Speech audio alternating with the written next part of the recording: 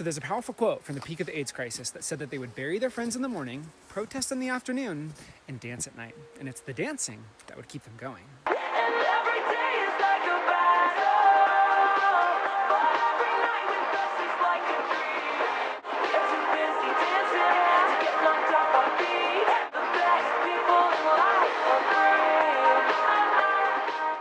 New Romantics is one of the most important songs that Taylor Swift has ever written. And it is so astonishing to me that she wrote that so early on in her career, because it really foreshadows a number of the things that were to come in her career. It really foreshadows the amount of knowledge that she had about a number of subjects, about the LGBTQ community, our history, things of that nature. It also shows a lot about her understanding of artists and artistic mediums and the way that art was used in a revolutionary fashion throughout the ages. Now, something that I say all the time is that if you look at Taylor Swift and you believe 100% of the media narrative of the things about her, a lot of her songs cannot have a lot of depth. And New Romantics is probably one of the songs that I see the depth removed the most, especially by people that are only doing an exclusively hetero reading of it. I want to look at what Genius actually says about this song at first, because it actually angers me what Genius says that this song is about, because it really just goes to show how that rather than thinking that Taylor has something deeper or a hidden meaning or something else going on here, people just assume that she's frivolous and everything is meaningless and ha ha ha ha ha, she just doesn't understand anything. I hate that. I hate that so much. So very quickly, what does Genius say New Romantics is about? New Romantics is a satirical song discussing how new romantics view love and life. It addresses the nonchalant and whimsical nature of the way young adults approach love. Notably, Taylor doesn't segregate herself from these young adults. Her constant use of personal pronouns such as we and I indicate that she has also embraced this mindset.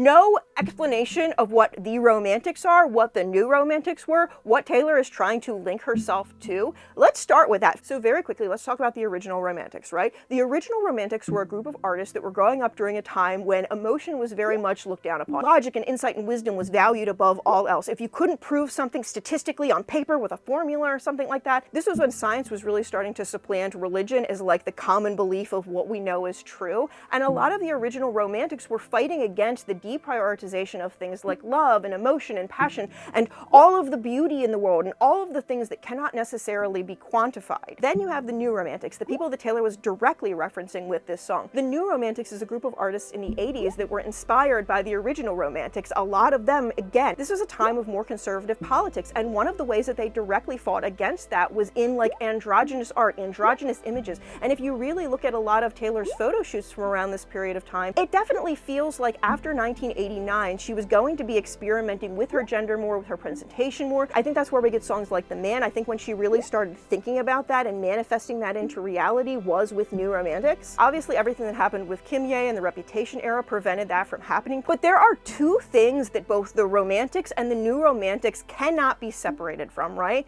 This was a social progress movement. This was a movement that recognized I may not have political power, but what I do have is the hearts and the minds of the people. I can use my art to push the bar of what they find normal, push the bar of what they find acceptable. It's very similar to what we're seeing with Chappell Roan right now. Chappell Roan is really pushing the bounds of what we think about when we're thinking about relationships in music. She is making more, especially hetero people, think about the casualness of relationships. Think about the way that a lot of times people that are bi may feel like, okay, I need to be in a relationship with somebody of the opposite gender because it's easier, but is it really easier? She is one of the first performers that has really addressed those things so big to such a large group of people. And often when we're discussing Taylor in comparison with Chappell Roan, there is this urge to really want to push Taylor to do the kind of things that Chappell and even Billie Eilish are doing. They are being more open about what they identify, what they believe, things of that nature, but they also have a lot more safety and security, and a lot of that safety and security does get provided by artists like Taylor, right? Because when Taylor made New Romantics and there were explicitly like bi-friendly lines, a lot of people glommed onto that. There are so many people that I know of that had never been explicitly acknowledged in their identity and what they believe in, things of that nature, until they heard the song New Romantics. Taylor is in a lot of ways a gateway to a lot of other artists, and I know that Taylor values that. There are still a lot of fairly conservative people that will still listen to Taylor's music, and if she's in their heads, if she's in their hearts, if she's in their minds, there is still a chance that she can influence them. There is still a chance that when that person's child starts to come out of the closet, that they will be more accepting. And this is what I mean when I say like believing the traditional media narrative about Taylor really cuts off a lot lot of further lines of inquiry. There are very few hetero people that make the connection to the romantics, to the new romantics. If they do, a lot of times they just think that Taylor was inspired by the music or the imagery. They never take it so far as what these artists were trying to do with their art. I have said it a number of times before in my other videos. Taylor could sit up on a podium and lecture to people about all of these different topics, all of the things that is in her music until she is blue in the face,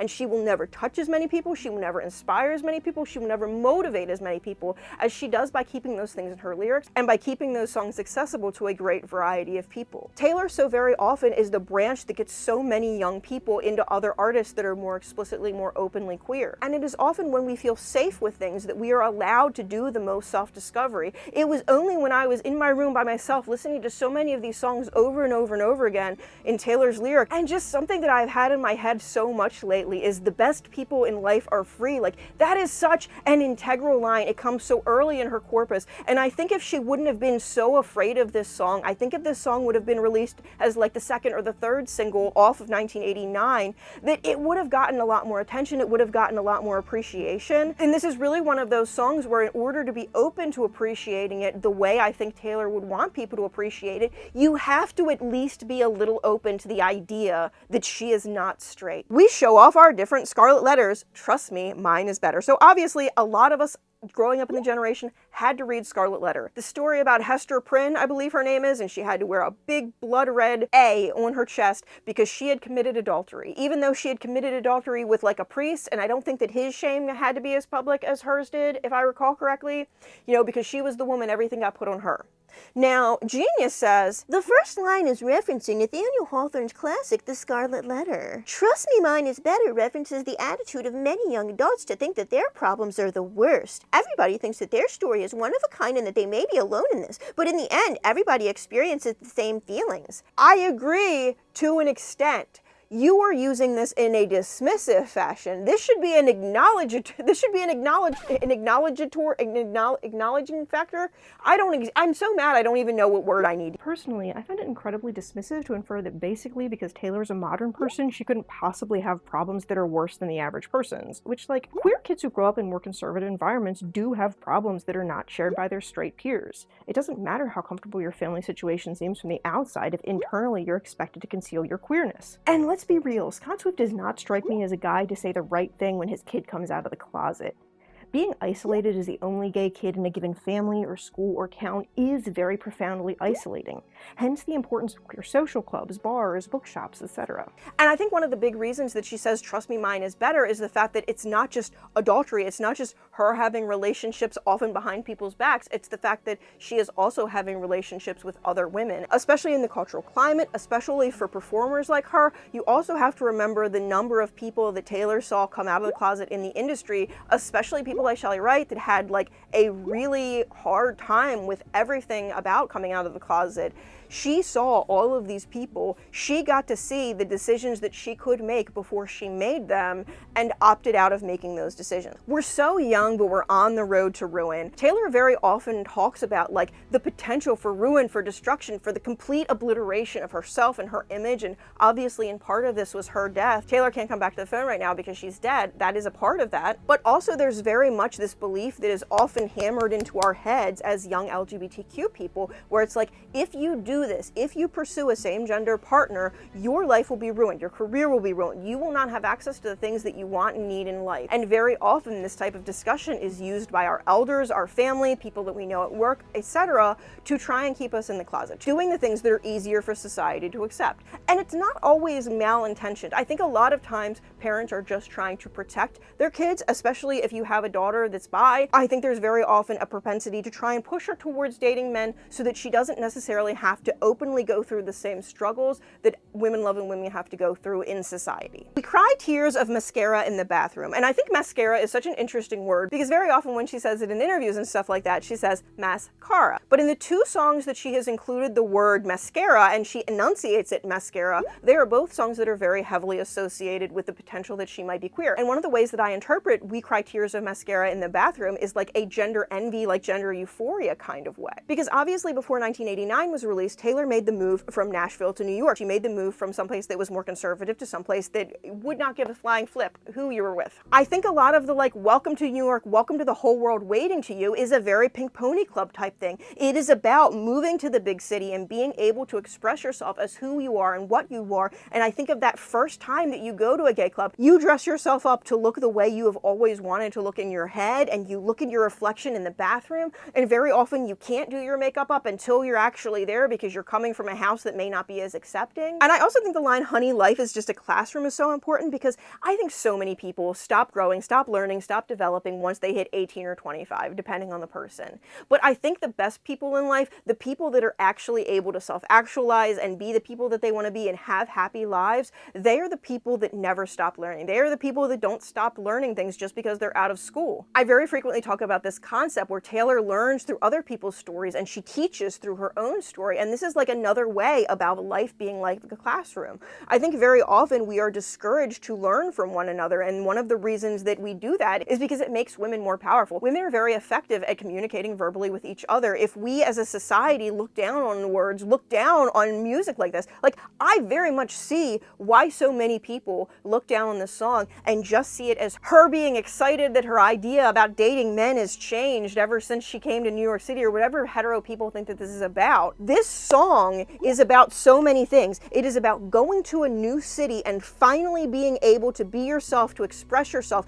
to date the people that you want to date, to listen to the music you want to date, to go to the clubs that you want to go to. But also at the same time, it is about how in the past, especially during times when the media was more conservative, when the government was more conservative, when the things in our lives were more heavily controlled by people outside of our spheres, we need more progressive art now than ever. Taylor knew back in, what year did she make this? New Romantic shows that even back in 2014, when Taylor was like just coming into New York and really coming into her own as a pop star, she understood a twofold mission, right? Part one of that mission was to find herself for her own self, for her own happiness, and part two was about not only making the music, the art that was going to motivate her generation, the generations behind her, etc., but also to work to make a creative collaborative to work on these things with. That is why so many people in Taylor's sphere use so many of the same symbols, so many of the same metaphors, so many of the same references. It is because all of them recognize their position as the New Romantics. There are a lot of Gaylors, and I think Under the Pink 7 is the first one that really had like a combined New Romantics theme, an idea that like all of these people are working actively together. And as Taylor and as all of these artists around Taylor have been making their art, there has definitely seemed to be like this deliberate progress. I've said before that you can tell when Taylor writes Untamed because she really stops seeing herself as the good girl and she really just starts heavily decentering men. I think so much associated with Taylor and her corpus and all of the things that she's doing is about teaching people not just to decenter men, which I think even if you're a man, it's always good to decenter men. Like Taylor has really made it cool to be a girl again. Taylor has really made it cool to like girly things again. Taylor has really made it cool to come together in friendship again. And these are all the powerful things that we are going to need to get through the next few years. I have said very often that I think one of the reasons that Taylor didn't come out sooner is because she very much seems to understand the way things often are rubber band in society, right? You very often have this, things get more and more progressive and then people get scared and it rubber bands back. Taylor's actions very much suggest that she was aware of the likelihood, the potentiality that this was going to happen, and she is trying to fight it more directly in her own art by understanding like she is motivating the masses. Like Taylor's an artist who understands that one of the most vital services she provides is both morale and education in the form of parables. Stories and songs about the challenges in her own life and how she got through them. Songs that allow one to be validated in their messy parts and their anxious parts. So many of my peers have praised TTPD as much needed therapy to help us through our woes, and I think that's an apt description. And then we go into the chorus, and if you know Stonewall, Stonewall's kind of important. The first Pride was a riot. Who threw the first brick at Stonewall? All of these things are such important metaphors. I don't even live in New York. I am part of the Baltimore LGBTQ community, and still I have these ideas of the bricks getting thrown at us. the queer people. It was not allies who were getting the bricks thrown at them. And that is one of the reasons that I think this genius note is so freaking funny, right? Because they're so close to having it, right? Notably, Taylor doesn't segregate herself from these young adults. Her constant use of personal pronouns such as we and I indicate that she has also embraced this mindset. This mindset is intrinsically progressive. It is intrinsically queer. This is a queer allegory that Taylor is once again putting herself with the queer people, just like she does in You Need to Calm Down. In the video for You Need to Calm Down, you have this big old gay trailer park, and every single person in the trailer park is a member of the LGBTQ community. Taylor lives in the trailer park, and pointedly, one of the few people that you don't see in the trailer park is Ryan Reynolds, who most people believe is straight. I know some people do think that him and Hugh Jackman have a thing, but I think he's definitely supposed to represent straightness. And it's just like the Me music video as well. In the making of, she says, you know, these are the things that make me me. Like, what is it? Kittens, dancers, cowboy boots, and gay pride. And it goes back to what Sydney says, right? Like, I, even as a huge ally, would never say that black pride makes me me, because I'm not actually black, right? Like, I am an ally of the black community, and I am proud of that community, but I would never say black pride makes me me, because I'm not black. Genuinely, between New Romantics, between You Need to Calm Down, and between me, I do not understand how it is conceivably possible for anyone to think this woman is straight. You are clearly not looking very hard. You are not giving her nearly enough credit. You are ignoring a tremendous volume of things that she knows about queerness and the queer community and queer art and queer. There are so many things that you need to directly overlook to see this woman as straight. Obviously, the chorus of this song is a direct reference to Stonewall. And what Taylor is saying is, hey, if I was at Stonewall, the bricks would be thrown at me too, because I am part of this community. Even though Genius didn't interpret the rest of the song, notice the we's and the I's that are so heavily orienting her with this group. The use of the word brick is very intentional. She could have used stone. She could have used rocks. There are so many other words that she could have used if she didn't want to infer Stonewall. But I think she very much deliberately inferred Stonewall. The only way to take this song as heterosexual is if you think Taylor's an idiot and doesn't know anything about where she lives or a queer history, which is disproved in so many other songs. Like, this chick knows who Loie Fuller is. She's not ignorant to Stonewall and bricks. Baby, we're the New Romantics. Come on, come along with me. Heartbreak is the national anthem. We sing it proudly. We're too busy dancing to get knocked off our feet.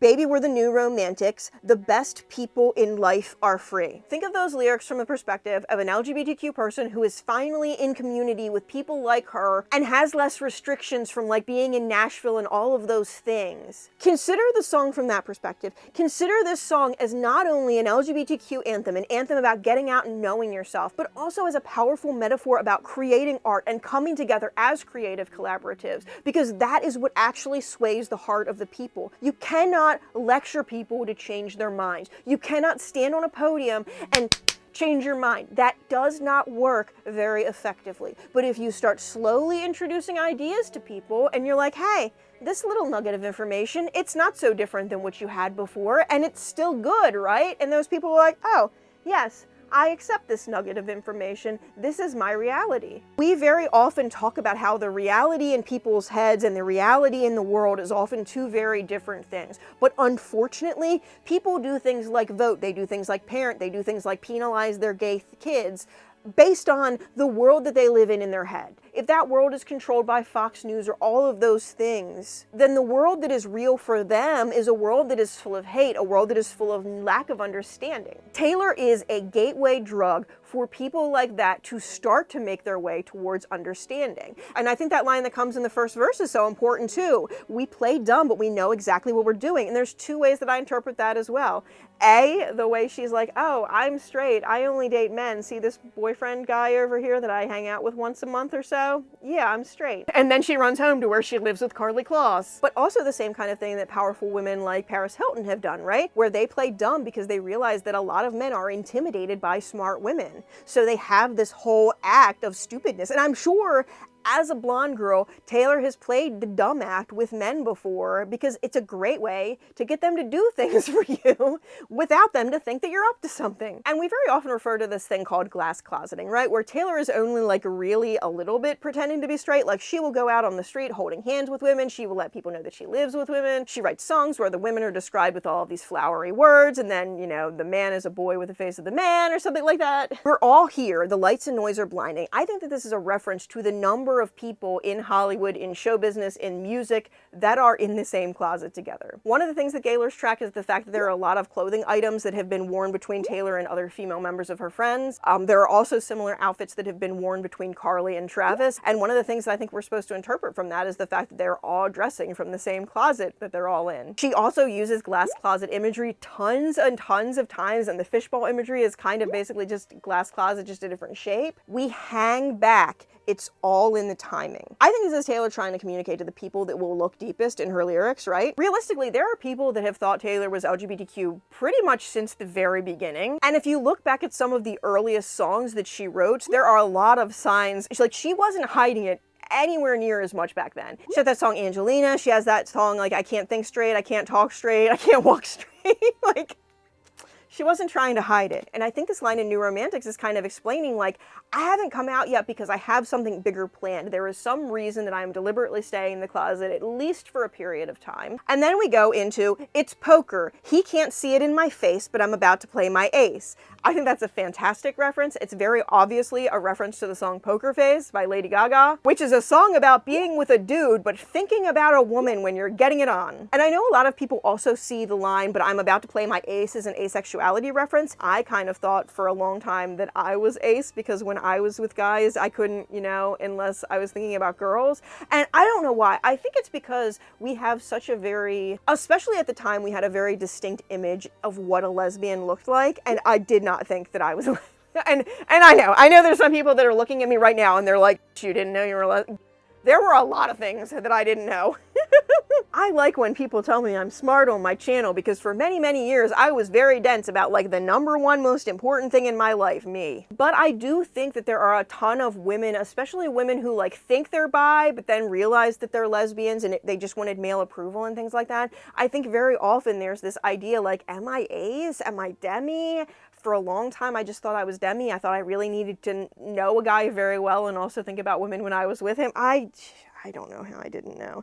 But if I didn't know, I can assume. I feel that that is a part on the journey that a lot of us take, especially those of us that come out later in life. So like I said, I think that probably is an ace reference. I don't necessarily know that her final statement today would be that, you know, she identifies as ace. We need love, but all we want is danger. I think that's such a good metaphor because, like, everybody needs love. Everybody deserves love. The inference here is basically like, the only love she wants is the dangerous kind. And obviously some people can take this as, oh, she wants a bad boy. But I think, like, there is such a level of, like, the church would be against our love. We haven't even touched yet and the church is against me. They think I'm rotting in hell right now because of our love. Like, over a bad boy, over Maddie Healy. Realistically, the problem Taylor had with Maddie Healy, the reason people were so against Maddie Healy is because when we did the math on the dates, we figured that, like, hey, if this relationship is what they say it is, they were probably, like, together or talking or whatever when he was being racist on this freaking podcast. It's the fact that it did not seem like he had any intent to stop being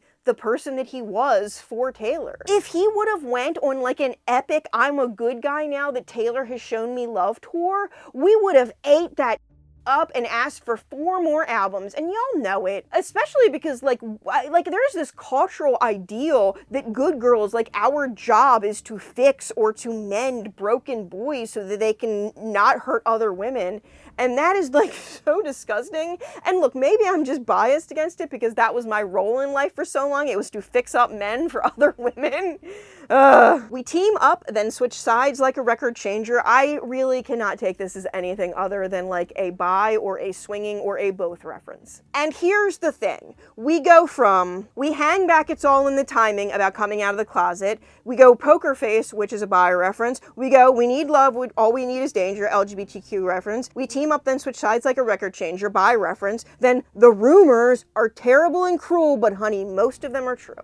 And I think it's so funny that this is something that has been tweeted out by like Taylor Nation and stuff like that. And when they tend to tweet it out, it's like the days when she's put on that lesbian color dress and she's flaunting around in it, and all of the Gaylors are like, oh cool, we got the lesbian dress again. And then Taylor Nation is like, the rumors are terrible and cruel, but honey, most of them are true. It's like the only rumor anyone has been telling in the past, 4 days is that you're gay. I also think a lot about how this says every day is like a battle and every night with us is like a dream. It really reminds me of like those times that I would go to work and I would pretend to be like just a normal cis hetero girl, doing my thing at my job, keeping my head down, not making too much noise. And then when I went out at night, especially when I was able to go out to the gay club, especially when I was allowed to be around people that I actually wanted to be around, being the person that I actually wanted to be, actually being myself, like it was a dream in comparison. I really wanted to live in that time forever. So initially I just winged this video unscripted because I wanted to make the Stonewall connection in a quick video, but now this video has gotten so long that I think it would be incredibly remiss of me not to also expand this to say that I believe New Romantics is also about the AIDS epidemic and the impact it had, especially in New York and especially during the 1980s. There was a key period of overlap in New York especially where the New Romantics as a music, artistic, and fashion movement was on the rise at the same time AIDS began to decimate LGBTQ folks. And to be clear, I think a lot of these things are truly inseparable from one another. The New Romantics were a response to conservative political views, and the rise of AIDS stemmed from said politicians refusing to take action to prevent the spread of HIV, such as making funding available for researching vaccinations and cures. It wasn't until AIDS started becoming more common in hetero people that anyone really seriously prioritized AIDS research and education programs.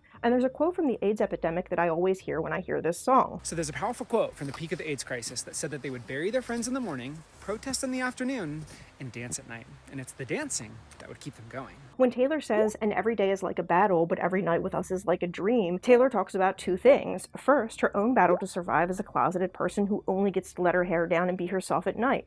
But because 1989 is also a love letter to New York, and especially the New York of 1980s, it is also a reference to what Patagonia said in the aforementioned clip. Battling by protesting during the day, then going to dance the night away in the clubs that allow them to be themselves.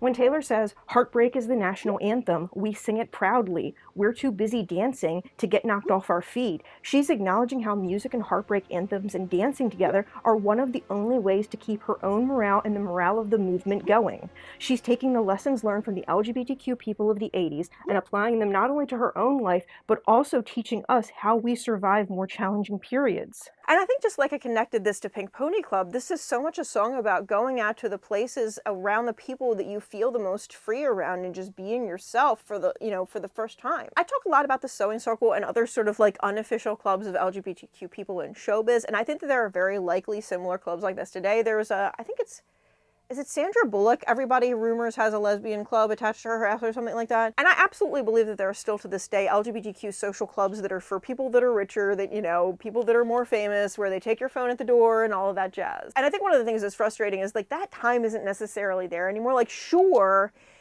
there are places where we can go out and feel free, but I think nowadays especially there's always that worry that somebody has a phone, somebody has a microphone, somebody has something that is recording you, especially if you're somebody that lives a double life, especially if you're LGBTQ and you're not out at the workplace. Like, one of the things that I always feared was just that like a video of myself at the gay club was going to get back to like my coworkers or things of that nature. Not because I think that they would like outwardly fire me for it. I just think that I would very much have been treated differently at work. I mean, I already didn't have as many opportunities as the guys because I was a woman, so it would have sucked to lose even more opportunities because I wasn't a woman that they felt that they could have sex with. This video was intended to be something shorter than the things that I've been giving you so that I could edit it quickly and get it out. We'll see, because I have a feeling that I've gone on for entirely too long about this dang song. But I think it's an important one. I'm definitely going to be jumping into more songs like this. Me and You Need to Calm Down are definitely on the list. They are going to be very long videos, I think, though, so they're not next on the list. I haven't decided where I'm going next with this, but let me know what songs you'd like to hear more about. I have no idea what y'all want. I just do what I want. Anyhow, I'm still a very small content creator. Your likes, comments, and shares really do help me out a tremendous amount. Thank you so very much, and have a lovely day.